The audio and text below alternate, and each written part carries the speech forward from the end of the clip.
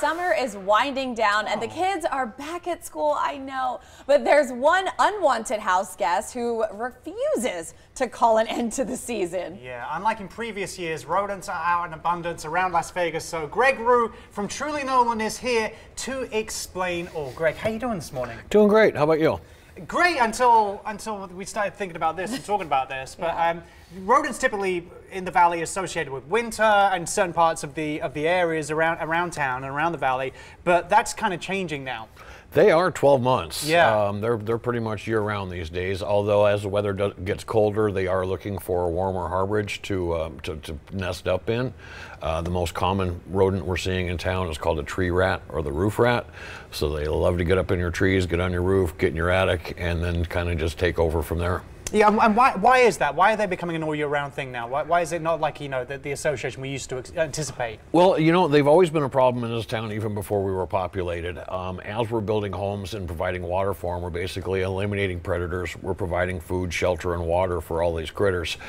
We also noticed a big explosion when COVID happened, when all your schools and your restaurants were vacated for a while. A lot of them had a small or minor rodent population that was allowed to expand. Then they ate the food and everything out of those buildings in 6 to 9 months. And of course, the population at that point was probably up by tenfold.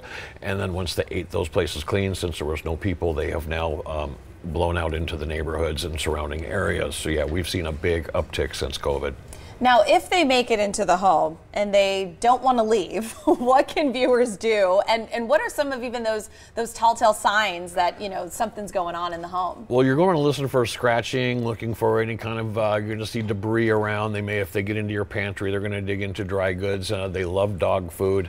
They're constantly looking for a water source. One of the evolutions that's happened recently is construction for plumbing is now done with a product called PEX, which is like a polyurethane type plumbing line, as opposed to copper, so they can get through that and cause some serious plumbing leaks. They can cause electrical damage. They've even have caused, I believe rodents are now the second leading cause for home fires. Wow. With chewing through electrical.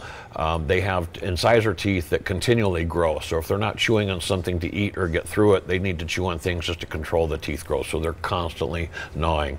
But for the general homeowner, basically just listen for scratching noises. You're probably going to hear them late at night, or just look for any entry points around the house. So it might not be ghosts. It could be a rodent in the house. Okay. What are some tips that our viewers can do at home to protect themselves, to prepare against them, and what is the point where they need to draw a line and call up Truly Nolan?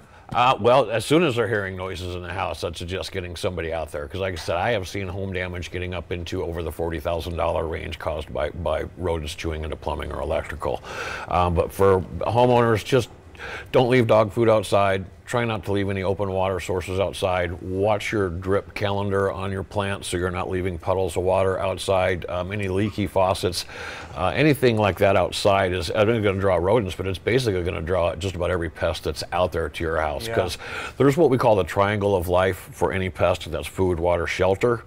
Food and shelter are pretty easy to come by in this part of the country. Water is pretty much the linchpin, so by just making sure you're not having any standing or available water to these outside invaders is a good way to start. Making sure garage doors stay closed all the way, that you got a good seal on the garage door and on your doors, but just making sure there's no entry points.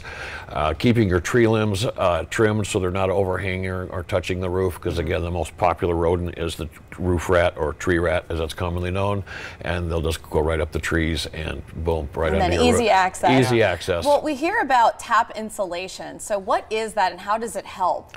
Tap actually, it's a loose-base cellulose insulation, which has been on the market, but they've infused it with a product called borate, which is like an industrial salt.